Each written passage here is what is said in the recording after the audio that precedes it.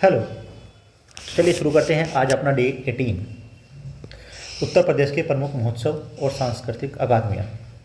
तो यहाँ से हम मेलों के बारे में, महोत्सव के बारे में देखेंगे।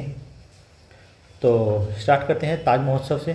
ताज महोत्सव कहाँ लगता है? आगरा में। ये फरवरी के महीने में आगरा में आयोजित होता है। इसमें केवल मुग़ल वास्तुकला ही नहीं बल्कि पूरे भारत की कला, शिल्प, संस्कृति और नवाबों के व्यंजन का प्रदर्शन होता है। ये बात आपको याद रखना है। ताज महोत्सव से लगता है कि सिर्फ मुग़ल काल का है ताजमहल, तो इसलिए सिर्फ मुग़ल काल की वास्तुकला का ही प्रदर्शन होगा, पर ऐसा कुछ भी नहीं है। ठीक है, चलिए अगला देखते हैं सुलहकुल महोत्सव। ये भी आगरा में है। The biggest PYQ। अगर मैं कह रहा हूँ, लिख रहा हूँ कि बिगेस्ट PYQ, इट मीन्स आपको वो ध्यान से देखना चाहिए, पढ़ना चाहिए। ठीक है, आगे आप समझदार हैं। यह एक हिंदू मुस्लिम की एकता का भी प्रतीक है। ध्यान दें, नौचंदी एक मेला है। नौचंदी एक मेला है, जबकि सुलहकुल एक महोत्सव है। इसकी शुरुआत किसने की थी? मूल रूप से मुगल सम्राट अकबर ने की थी। बात आपको याद आए, समझ में आ रही है? Yes sir. चलिए अगला देखते हैं आयुर्वेदिक महोत्सव। आयुर्वेद महोत्सव ये झांसी में लगता है। अक्सर लोग क्या करते हैं कि आयुर्वेद सुनकर इसे वाराणसी या हरिद्वार या उत्तराखंड से जोड़ देते हैं, जबकि नहीं। आधिकारिक तौर पर आयुर्वेद महोत्सव जो है झांसी में मनाया जाता है। तो ये छोटे छोटे ट्रैप हैं जो जिससे मैं आपको बचाना चाह रहा हूँ। काम्पिल महोत्सव फर्रुखाबाद में, ये तो पता ही है आपको। मैं कई बार हम इसका नाम भी देख चुके हैं कि प्राचीन नाम काम्पिल्य था और नया नाम फर्रुखाबाद है। यह मुख्य रूप से जैन धर्म 13वें तीर्थंकर विमलनाथ की संस्कृति को दर्शाने के लिए मनाया जाता है। ठीक है, क्योंकि इनका यहाँ जन्म हुआ था काम्पिल्य में। अगला आता है कल्की महोत्सव संभल में। ऐसा माना जाता है कि जो भगवान विष्णु के 10वें अवतार होंगे वो संभल में होंगे। वो संभल में होंगे कल्की के रूप में।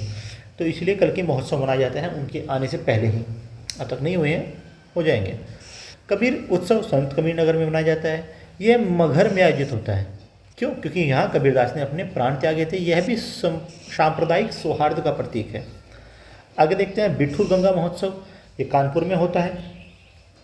यह कानपुर की ऐतिहासिक बिठूर वाल्मीकि आश्रम और नाना साहब की धरती में गंगा तट पर मनाया जाता है। अगला है सोन महोत्सव। सोनभद्र में होता है। ये सोनभद्र की जनजातीय संस्कृति और लोक कलाओं को प्रदर्शित करता है। ठीक है, तो ये आपको याद रखना है। ताज महोत्सव, सुलहकुल महोत्सव, आयुर्वेद महोत्सव, काम्पिल महोत्सव, कल्की महोत्सव, कबीर महोत्सव, बिठूर गंगा महोत्सव, सोन महोत्सव। आई थिंक आपको याद रहेगा। आगे चलते हैं। अब सांस्कृतिक संस्थान और अकादमी। चलिए सबसे पहले देखते हैं 1926। ये आपको पूरी तरह से अच्छे से याद होना चाहिए। 1926 भारत खंडे संगीत संस्थान जो कि लखनऊ में है, पंडित विष्णु नारायण भारत खंडे के प्रयास से मैरिज कॉलेज ऑफ म्यूजिक की स्थापना हुई। बात समझ में आई? 1926 में इसका नाम क्या था? Marriage College of music. Okay sir. 1960 में देश आज़ाद हो चुका है। इसका नाम क्या बदल दिया? भारत खंडे हिंदुस्तानी संगीत महाविद्यालय। नाम पहले क्या था? Marriage College of music. अब क्या है? भारत खंडे हिंदुस्तानी संगीत महाविद्यालय।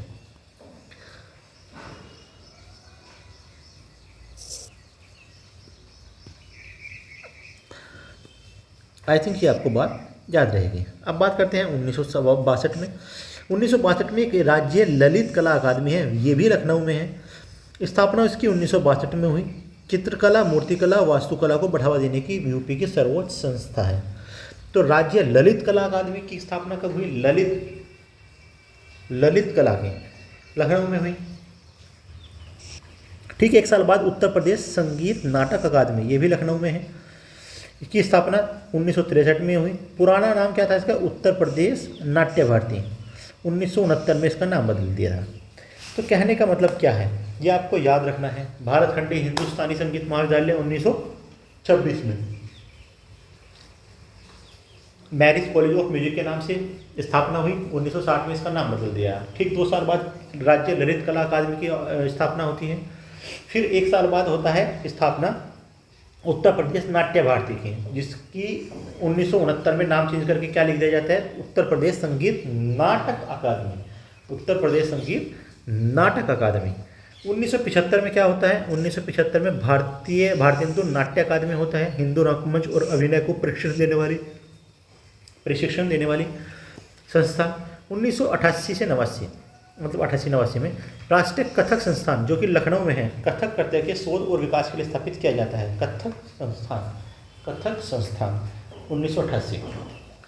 अगला है डीम्ड यूनिवर्सिटी। भारत खंडे संस्थान को 2000 में डीम्ड यूनिवर्सिटी का दर्जा मिला। अब सर ये भारत खंडे कौन सा है, यही भारत खंडे है, ये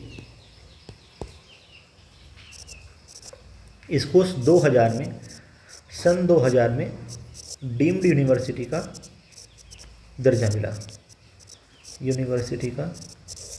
मिला, याद रहेगा। चलिए 2022 यूपी सरकार ने इसे राज्य विश्वविद्यालय का दर्जा दिया, भारत खंडे संस्कृति विश्वविद्यालय हो गया। ये यूपी का सबसे पुराना संगीत संस्थान है, समझ में आई बात। 2000 में डीम्ड यूनिवर्सिटी और 2022 में पूरी तरह से यूनिवर्सिटी में तब्दील कर दिया गया। तो इसका एक टाइम फ्रेम देखो, 1926 में पैदा हुआ as a Marris College of Music, 1960 में इसका नाम भारत खंडे हिंदुस्तानी संगीत महाविद्यालय हो गया, 2000 में इसको डीम्ड यूनिवर्सिटी कहा, 2022 में कम्प्लीटली यूनिवर्सिटी बन गया, ठीक है। 1962 में राज्य ललित कला अकादमी, 1963 में उत्तर प्रदेश संगीत नाटक अकादमी, 1975 में भारतेंदु नाट्य अकादमी, ये सब लखनऊ में है, ठीक है। तो सबसे बड़ा ट्रैक क्या है, उत्तर मध्य क्षेत्र सांस्कृतिक केंद्र NCZCC, ऊपर के 5 प्रमुख संस्थान लखनऊ में हैं, हाँ है ना। पहला, दूसरा, इसको पहला, दूसरा, तीसरा, चौथा, पांचवा, ये छठा सातवां नहीं है क्योंकि ये तो वही है भारत खंडे वाला, इसलिए छात्र फ्लो में आकर इसे भी लखनऊ में टिक कर देते हैं। जबकि north central zone cultural centre, क्या कहा, north central zone cultural centre, इसका मुख्यालय प्रयागराज में इलाहाबाद में है, ये बात आपको याद रखनी है। तो चलिए आज इसका एक स्मार्ट रिवीजन कर लेते हैं।